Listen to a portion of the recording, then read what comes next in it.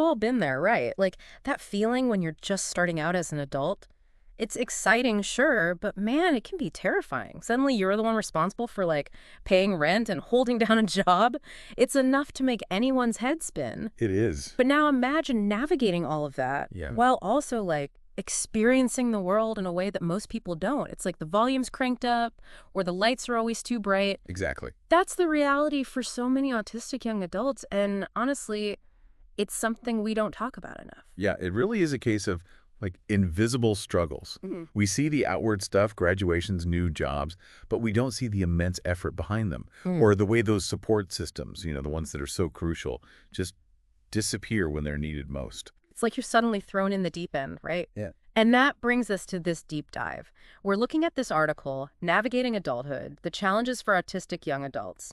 And it follows this young woman, Tina. She's kind of our guide through this whole thing. And her story, while it's just one person's experience, right, Yeah. it reflects some seriously common and honestly alarming trends. Like right off the bat, the article hits us with this statistic. Half of autistic young adults 2 years out of high school are either unemployed, they haven't had specialized job training, or they haven't been able to pursue further education. Wow.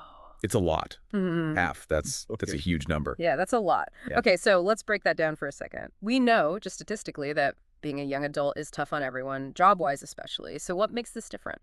I think the difference here is the why, right? Like in Tina's case, and for a lot of people on the spectrum, it's not about a lack of ambition. Not at all.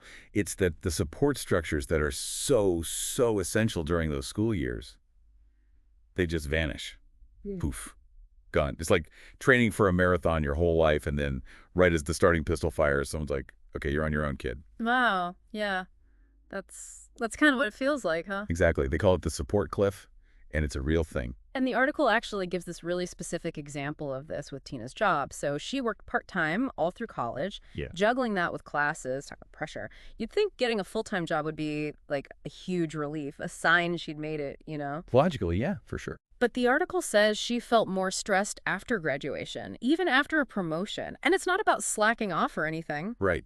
It's the demands.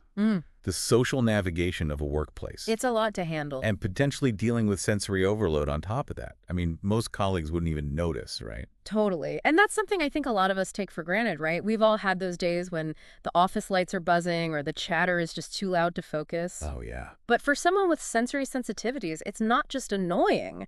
It's a legitimate barrier. And then on top of that, there's the pressure of appearing professional. While your brain is basically short-circuiting. And that's where this idea of invisible disability comes in.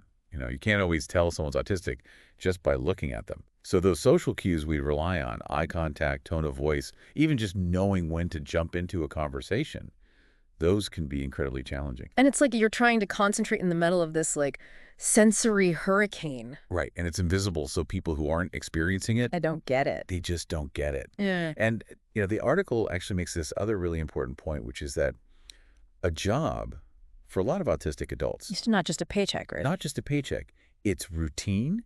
It can be a source of social connection on their terms, ideally. Of course. And that sense of purpose, so important when a lot of life can feel super chaotic. So, we see that statistic about unemployment, about the lack of training. It hits even harder. It's not just about lost income. It's about, like, lost potential on a much deeper level. And you can really see that in Tina's story. She gets this supervisory role. Yeah. Sounds like a big deal, right? Yeah, impressive. But the article talks about how that came with a whole other set of, Challenges. like be careful what you wish for territory. Because suddenly She's responsible for her own work, plus managing other people, figuring out their needs. Oh, and the office politics. Don't forget the office politics. It's a lot. And all while trying to handle the same sensory stuff, the same communication hurdles, It's like being asked to run before you can walk, almost. Yeah. The article actually mentions specific things Tina struggled with, like reading body language in meetings.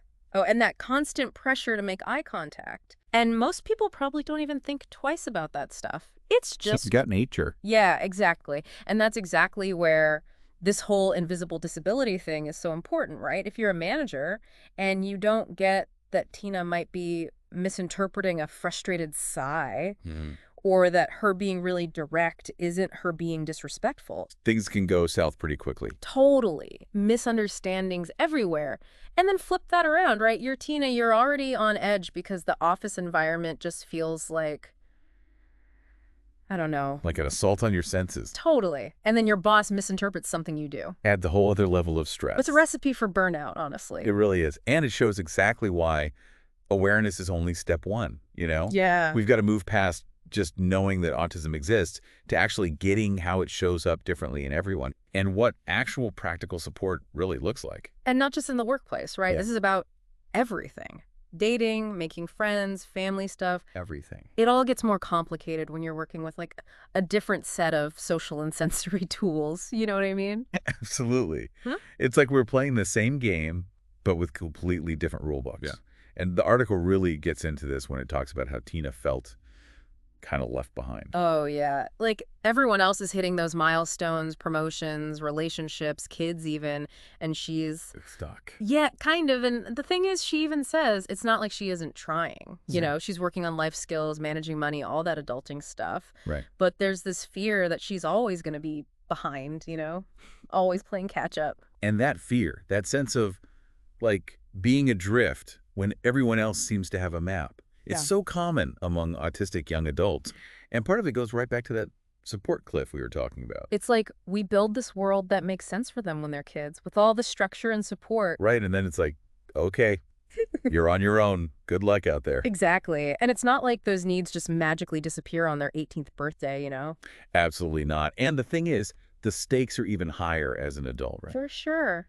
You're figuring out who you are, what you want to do with your life. Trying to make a living, find your people. It's a lot. You need more support, not less. It's like we're doing things backward. And that feeling of being alone in it, of not seeing your own experiences reflected back at you, that's going to be tough. It is. It really is. And, you know, that makes me think of Temple Grandin. Oh, yeah. For our listeners who don't know, she's amazing. Autistic herself, and she's done so much to advocate for others on the spectrum. Exactly. She's an author, professor. A total rock star. She's incredible, and she always talks about how important it is to actually teach social skills, specifically for navigating work and adult life as an autistic person. And that makes total sense, right? Because it's one thing to like intellectually understand social norms. But actually putting them into practice in real time. Totally different ballgame. And those are skills that, honestly, a lot of us take for granted, right? Absolutely. We just kind of absorb them. Yeah, but if you're wired differently, you might not just pick them up automatically. You need someone to actually teach you. Exactly. And to be patient with you while you learn. Which brings us right back to that need for support, ongoing support. Because it's not enough to just be aware, right? We have to actually change the way we do things, create systems that work for everyone. Exactly. We have to get away from this idea of fixing or curing autism. It's not a disease. Right. We need to start understanding and accepting, like, Mhm. what if we designed workplaces with sensory sensitivities in mind from the get-go? Oh, that would be amazing. Imagine. Or if we provided ongoing mentorship and coaching that was actually tailored to different communication styles. And what about celebrating the unique perspectives that autistic people bring to the table? Because they have so much to offer. Absolutely. It's about making the world a place where differences aren't just tolerated, but actually valued. So well said. And, you know, as we wrap up this deep dive, I just want to leave everyone with this thought. Imagine, just for a second, that you were starting out in a world that wasn't designed for you. Ooh, that's powerful. How would your definition of success be different? How much more would you value things like empathy and understanding and genuine support? Something to think about. Because everyone deserves the chance to thrive no matter how their brain is wired. So let's build that world together, one conversation at a time.